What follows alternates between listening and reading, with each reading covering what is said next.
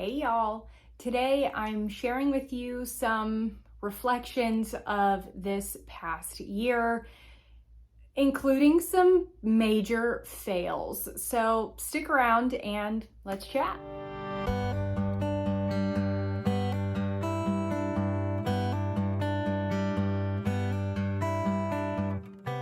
It feels very much like all we've done this year is 50 states.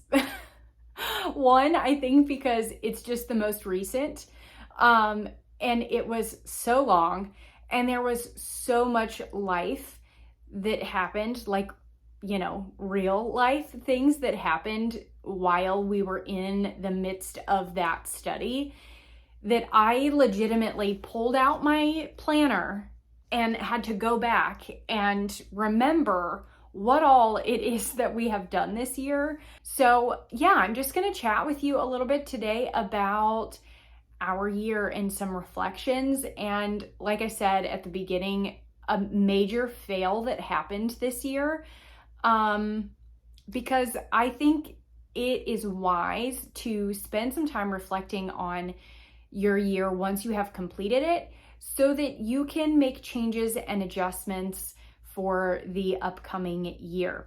And even keeping some of the same things, right? Like if there are things that went well, absolutely keep doing those. But one thing, I'll just go ahead and share my fail. So let's just get that out of the way. I failed miserably in my ability to be consistent outside of school. So like that for me looks like not keeping up with daily chores like we should have, like not making sure my daughter was staying on track with those things. It seemed like other things that moms are in control of, like groceries and dinner and things like that, it was like I was always just barely getting it done. I wasn't prepared ahead of time. It would ding on my Skylight calendar. I'm like, oh man, yes, okay, I got to do that. And so it was like I never really was on top of things. And really, honestly, that started at the beginning of the year. I said to my husband multiple times, and I may have even said it here on YouTube, it's like I couldn't get my feet underneath me. It was like the whole year I just was grasping at straws and just like, oh my goodness, why do I feel so unorganized and so discombobulated, and just I feel like I just cannot figure out what's going on here. That was a huge fail, and it did not make for an easy year for me and my brain, right? And then add on the life events that happened a couple of months ago, and holy moly, we've just been doing what we can to get by. However, while that feels like the overarching theme of the year, we did some really, really great things this year too. And so that's, again, the reflection part. Like, yes, there were things that did not go well, but there were really great things too that I want to carry into next year. And some of that is handwriting. My daughter found out that she does really well with handwriting from The Good and the Beautiful. And so we're going to stick with that. She did bump up to level 2 a couple of months ago. And so obviously we have put that on pause for now, but she'll pick that up next year. We completed level 2 math from The Good and the Beautiful as well. So we will go into math 3 next year. My daughter has become more confident in her ability to write things, not only to physically write the letters, but also to spell them. She is finally getting to the point where she's just writing things on notes and pictures. And like, this is a perfect example. She made like a little sign for a fort that she built in the living room. And so she made a welcome home sign for it. Just little things like that, that I've noticed that she normally wouldn't do. Yes, she would make some kind of picture, but she wouldn't write any words on it. Or now when we play restaurant, she's making out a menu, right? So she's writing menu, and she'll write a couple things and then she'll draw a couple pictures. And so it's just, I've seen a lot of growth in that area for her. And so to me, that indicates we did the right thing with focusing on handwriting and getting Explode the Code in. I think both of those paired together worked really well for her. And she actually really enjoyed them. She asked if she could do them again next year. So I think that is a very good indicator. I am also considering All About Spelling. I have seen that talked about a little bit. And so that's one that I am going to look into. I don't know how that's going to work with Explode the Code and handwriting too. I don't want it to be too overwhelming. So I'm going to have to look at some things there and kind of weigh those pros and cons, because I don't want to put too much on her at one time, right? But I want to make sure that we are kind of stepping it up a little bit each year. So that's one thing that went really, really well. We did spend a lot of time together this year, and we did really hard things. There was a lot of conversation. There was a lot of growth. It's still hard. Grief is something that takes a long time, right? And it looks very different for everyone. Grief looks different for everyone. And so each individual person in my family is no different. It looks different for me than it does for her and for my husband. And so just navigating through that, working through it, talking through it, crying through it, all of that stuff. And that was a big thing that we, had to work through. And like I said, that we are still working through. And it's one of those things that make me thankful for the opportunity I have to homeschool, because we got to do that together. I didn't have to send her off to school to navigate that on her own, or not have the time to be with her in the moment that she needs me to be with her. And even her with me, there were plenty of times where, she was providing comfort to me. And so that was a really great thing. I say great in the sense of the relationship and the unity of our family, and being able to work through that together. Obviously, grief is not a great thing. It was awful, and it still is awful. And there are a lot of things that, we are still working through and all of that stuff. But I'm just saying the idea and the aspect of us being together as a family and working on that together, not having to do it individually in, the different areas that we would be in had our family dynamic looked different this year. What else went really well? So let me just tell you what we actually got done this year. So we did the Little House in the Big Woods unit from Home and Haven. We did the Community and Connection unit from Teach Them Fun and Tori Oglesby. Those were at the beginning of the year that kind of eased us into this year. Then what did we do? Then we had a spring break. Then we did St. Patrick's Day unit from Gather Round. That was, just a couple days there. Then we did the South America unit. I honestly had totally forgotten about that. Like I said, I had forgotten about all of these things.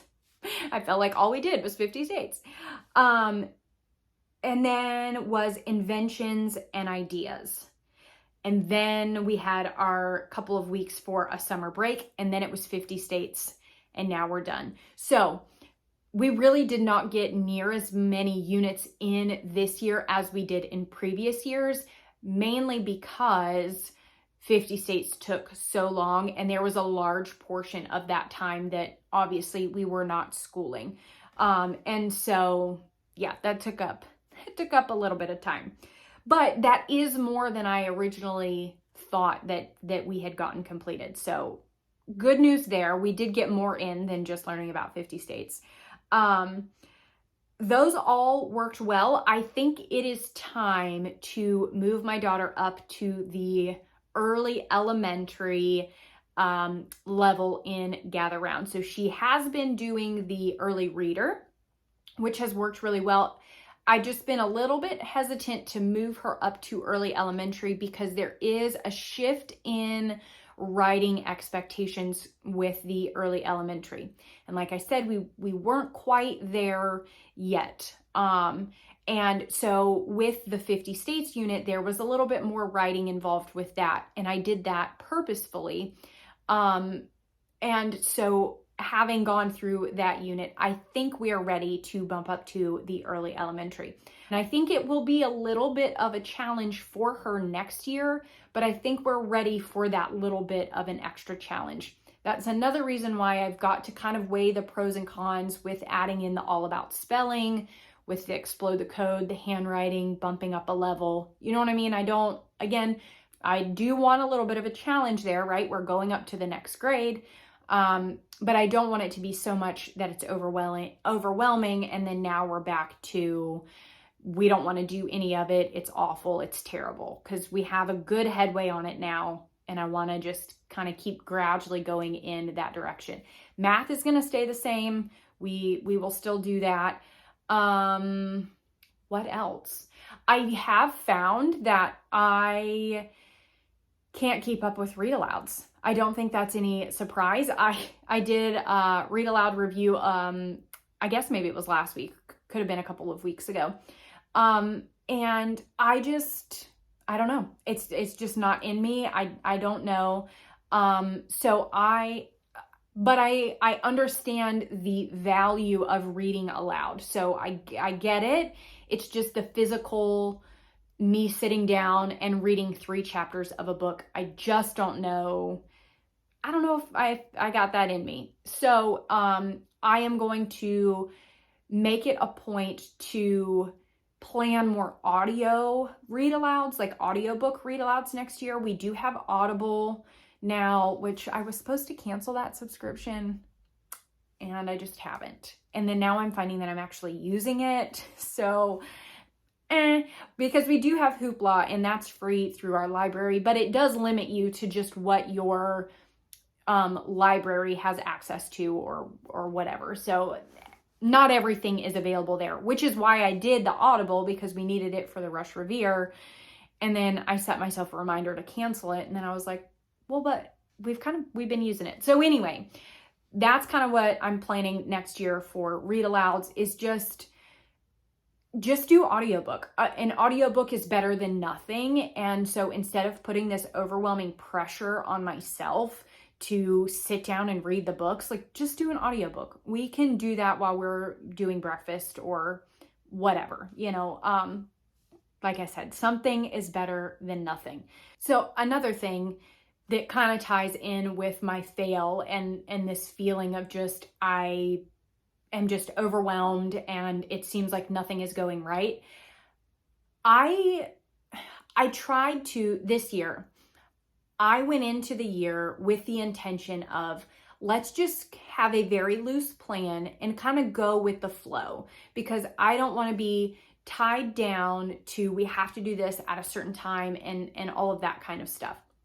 And while I see how that has been helpful for us, and I am glad that it was that way this year, given all of the things, I really feel like maybe I do need a little bit more structure than that. And I think maybe my daughter needs a little bit more structure, because when I'm thinking back to, years prior, we did have a little bit more structure. We did have a little bit better of a plan. And we had checklists of things that needed to be done each day. And while I tried to implement checklists last year, it was like I wasn't terribly concerned with it for whatever reason. And I need to make a point to get back to that, because I think that was really valuable. And I think that really helped both of us. My daughter knew her expectations. And I think part of it for last year, I say last year, but like it really was this year, right? Like we just completed it. I think my thought was, okay, we've done this for a couple of years. She knows what the expectations are. And so like, I shouldn't have to tell her every day, okay, you need to do your unit study, you need to do math, you need it, right?